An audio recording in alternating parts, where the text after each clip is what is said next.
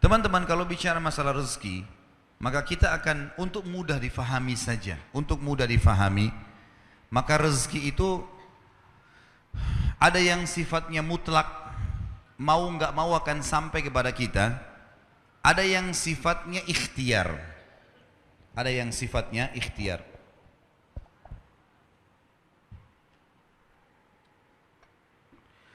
Kalau yang mutlak teman-teman sekalian, mau nggak mau datang kepada kita. Biarpun kita lagi duduk di rumah, maka rezeki itu akan datang. Seperti misal, mata kita sekarang menangkap cahaya, hidung kita menarik oksigen, telinga kita menangkap suara, energi di tubuh kita pada saat kita mau bergerak, kita mengeluarkan proses makanan yang habis akan dibuang, kotoran, tinja dan air seni, rezeki datang. Ada juga rezeki-rezeki yang lain selain daripada itu, seperti misalnya kita lagi duduk di rumah, tetangga antarin makanan, nggak pernah pesan, nggak pernah apa-apa, tiba-tiba dikasih. Orang tua kita banting tulang, begitu mereka meninggal kita dapat warisan. Ya. Ada rezeki yang mutlak. Kita lagi masuk ke restoran, tiba-tiba ada teman juga masuk, dibayarin, ditraktir. Kita nggak pernah programin sebelumnya. Namanya mutlak, pasti sampai ke kita. Ini sesuai dengan hadis baginda Nabi SAW. Tidak akan meninggal jiwa, tidak akan meninggal orang yang punya nyawa, kecuali akan dilengkapkan semua rezekinya. Ada orang subhanallah pas sudah tua sekali, dapat warisan, tiba-tiba jadi kaya, ada saja. Ada orang bertahun-tahun sakit, sembuh di akhir hidupnya, kuasa Allah. Rezekinya pasti sampai kepada dia. Ada hadis yang lain berbunyi, kalau seandainya seseorang di antara kalian, hadis sahih riwayat Imam Ahmad setahu saya, kata Nabi SAW, kalau seandainya seseorang di antara kalian lari dari rezekinya, sebagaimana dia lari dari kematian, maka rezekinya akan datang kepadanya sebagaimana mati akan datang kepadanya. Itu maksudnya adalah mutlak, sampai kepada kita. Mau nggak mau akan datang rezeki itu. Ada rezeki yang kedua teman-teman, namanya rezeki ikhtiar, berhubungan dengan ikhtiar kita. Jadi rezeki ikhtiar ini memang harus melalui usaha, upaya. Seperti misal ada orang sudah S1, dia kerja jadi dosen di kampus, dapat gaji 5 juta. Dia ingin lebih besar gajinya, dia lanjutin S2. Ikhtiar dia bukan? Hah? Mana suaranya nih? Masih hidup nggak ini? Hah? Kalau sore-sore begini ada yang tidur, ini aneh nih. Hah? Tapi kayaknya nggak ada yang ngantuk, masalah rezeki soalnya ya. Jadi kalau orang S1 dia mau lanjut S2, tujuannya supaya gajinya di kampus lebih tinggi. Ikhtiar dia bukan? Ikhtiar dia. Baik S2 gaji 10 juta, S3 ternyata 15 juta. Dia sekolah lagi S3 supaya gaji di kampus lebih tinggi lagi. Ikhtiar dia. Dia buka satu butik baju, kemudian dia mau kembangkan. Dia mau kembangkan, dia buka 5 cabang, 10 cabang. Ikhtiar dia. Dia yang berikhtiar. Dia punya restoran, dia buka 10 cabang restoran. Dia tinggal punya ilmunya saja, selesai. Dia bisa kembangkan. Kalau saya sering gambarkan di pengajian saya, masalah rezeki ini adalah seperti pohon. Pohon buah, ada buah yang berjatuhan, ada buah yang bergelantungan. Buah yang berjatuhan ini, itu adalah rezeki mutlak tadi. Artinya kita tidak usah capek-capek, upaya datang sendiri. Kayak tadi oksigen yang kita hirup, cahaya ditangkap oleh mata, tadi traktir teman, dapat warisan orang tua dan seterusnya. Ada buah-buahan yang bergelantungan, kita harus punya fasilitas, galaka atau punya tangga untuk naik ke atas, harus ada ikhtiarnya, baru bisa pungut tuh buahnya. Nah ini siapa saja boleh lakukan. Ingat, dalam masalah rezeki, kafir atau beriman sama-sama dikasih sama Allah. Jangan bilang, kenapa tetangga saya orang kafir itu bisa punya mobil mewah? Kuasa Allah. Siapa yang mau punya usaha, dia bisa dapatkan.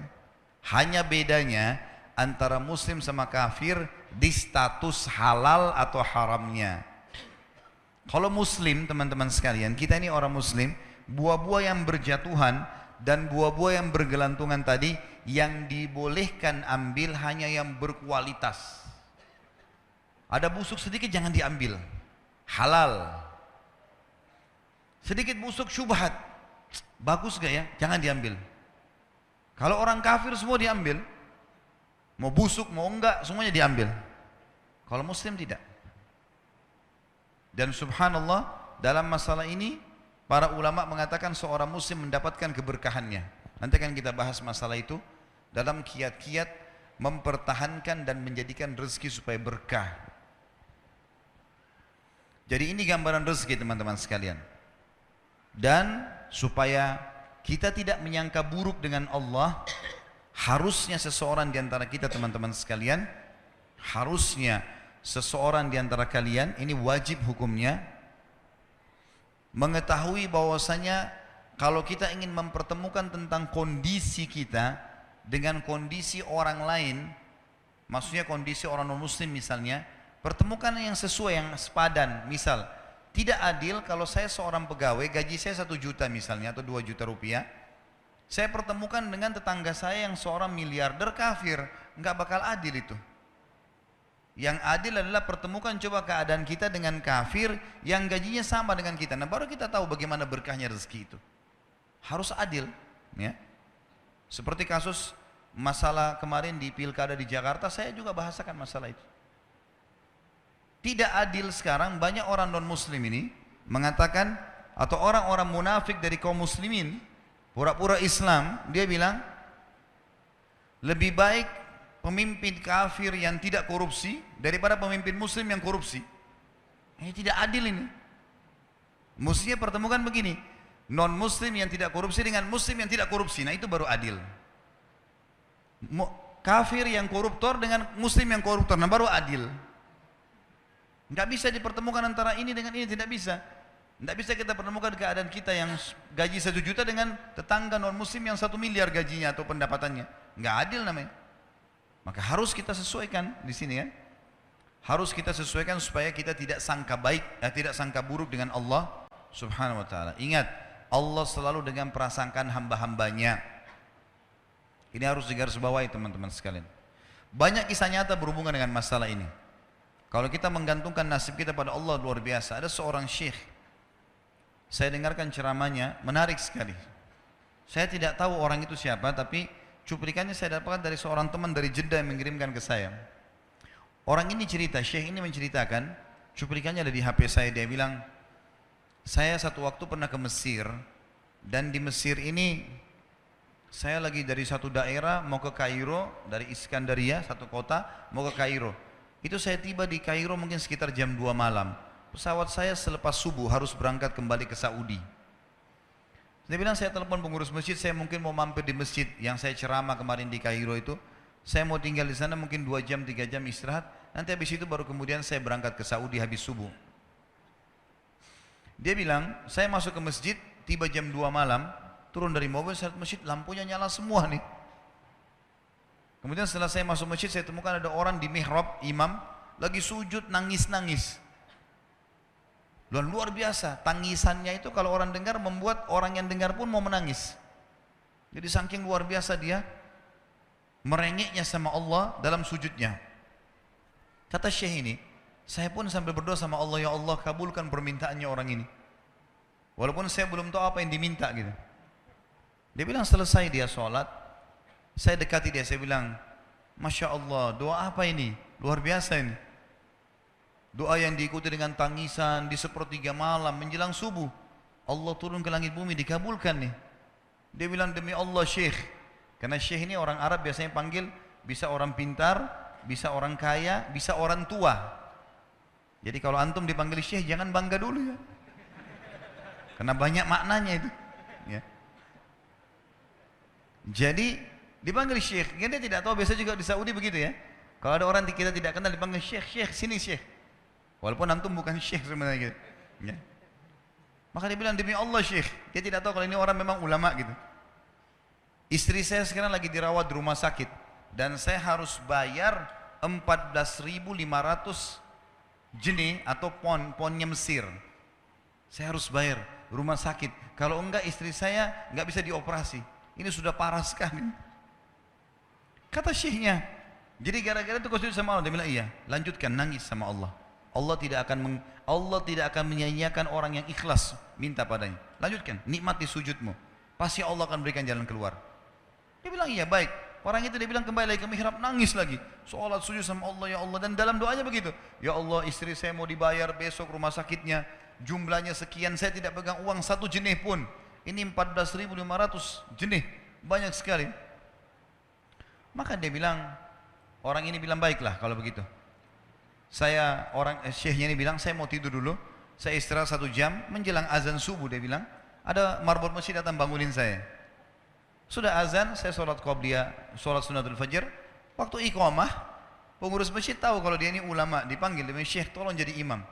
Dia bilang saya capek, baru istirahat 1 jam, 2 jam malam. Biarlah imam. Dia bilang tak apa-apa, ayat-ayat pendek aja, baca surah-surah pendek aja. Kata Syekh baiklah. Dia bilang saya baca surah-surah pendek. Rupanya mikrofon masjid karena keluar di luar. Ada satu pengusaha Mesir, apartemennya itu dekat masjid dan dia suka ikuti ceramahnya Syekh ini di YouTube. Dia bilang turun dari apartemennya, ikut sholat berjamaah di masjid karena dia kenal suaranya orang ini gitu. Begitu selesai sholat dia bilang saya lagi zikir, datang orang itu. Dia bilang Syekh ahlan wa sahlan di Mesir, saya salah satu penggemar Anda di YouTube dan saya dengar suara tadi. Saya tadinya mau sholat di masjid lain, saya ke masjid ini. Dia bilang Syekh saya mau minta tolong satu hal. Kata Syekhnya kenapa? Dia bilang saya sudah ngitung zakat uang perusahaan saya harus alokasikan 14.500 jenih. Kata Syekhnya. Orang itu bilang saya mau alokasikan zakat saya 14.500 jenih. Kata Syekhnya saya nangis, dengar itu. Nangis, saya terisak-isak. Kata orang itu kenapa anda nangis? Syekh bilang saya nggak bisa jelasin. Dia bilang saya nangis terus. Kemudian saya lihat ke kiri kanan di soft, mana orang yang tadi malam sholat tahajud tuh? Ada di ujung. Dipanggil sama Syekh, fulan kesini, datang. Dia bilang ceritakan masalah kamu apa? Dia bilang Syekh saya punya masalah, istri saya dioperasi harus bayar 14.500 jenih hari ini, kalau tidak nggak operasi. Kata Syekhnya, tiba-tiba si pengusaha ini nangis-nangis. Orang ini juga heran, kenapa kalian berdua menangis? Dia masih bingung kenapa gitu. Kata Syekhnya biarin orang ini yang jelaskan. Yang punya usaha bilang apa? Demi Allah Syekh, saya sudah 1 minggu taruh uang ini di lemari saya, sudah 1 minggu. Setiap hari istri saya bilang, turunkan, lakukan haknya Allah, zakat itu keluarkan. Dia bilang saya ingin dapat 1 orang yang saya kasih langsung daripada saya bagi-bagi. Saya mau 1 orang saya kasih, selesaikan masalah dia dan Allah selamatkan saya di akhirat. Orang ini jadi nangis. Orang yang punya minta butuh nangis. Kata pengusahanya, ini uangnya silahkan 14.500. Semoga Allah selesaikan urusan saya di akhirat gara-gara saya bantu kamu. Kata Syekhnya, demi Allah yang terjadi, orang ini yang orang yang punya uang ini yang dikasih uang, dia tiba-tiba lupakan saya dan lupakan si pemilik uang. Dia langsung angkat kepalanya ke langit sambil menangis mengatakan, ya Allah aku mencintaimu. Terpenuhi kebutuhannya, gitu kan? Kuasa Allah. Teman-teman, cuman kita selalu buru-buru. Kalau seseorang kita di perusahaan mau dinaikkan gajinya saja, mau naikkan jabatannya, dia harus tulis permohonan. Tidak mungkin juga baru hari ini dimasukkan kemudian ketuk ruangan di rootnya, mana permintaan saya kemarin? Atau hari ini, nggak mungkin. Seminggu dia sabar, 2 minggu dia sabar dengan berharap datang panggilan. Kenapa dengan Allah Subhanahu wa taala kita tidak begitu, teman-teman? Banyak orang buru-buru dan kebanyakan orang mau menggantungkan permintaannya kepada Allah hanya pada hal-hal yang kecil. Hal yang besar tidak, atau sebaliknya, hal yang besar, hal yang kecil tidak. Kenapa tidak pernah minta sama Allah dikasih motor, dikasih mobil, dikasih rumah? Kenapa hanya minta kalau penyakitnya dihilangkan baru kembali kepada Allah? Itu pun seringkali kita jadikan Allah nomor 30, teman-teman sekalian. Ke dokter ini, ke dokter itu, resep ini, resep. Nanti kalau sudah mentok nggak bisa sembuh baru sholat tahajud. Salah. Islam mengajarkan kita apa? Sebelum makan berdoa, sebelum tidur berdoa, sebelum aktivitas berdoa, sebelum ke dokter doa dulu supaya Allah jadikan kesembuhan. Karena dokter resepnya cuma semoga lekas sembuh. Tidak ada pasti sembuh. Makanya teman-teman sekalian, kembali kepada Allah adalah jalan yang paling luar biasa gitu. Coba merengek kepada Allah SWT, Allah pasti tidak akan pernah memungkiri janji-janjinya.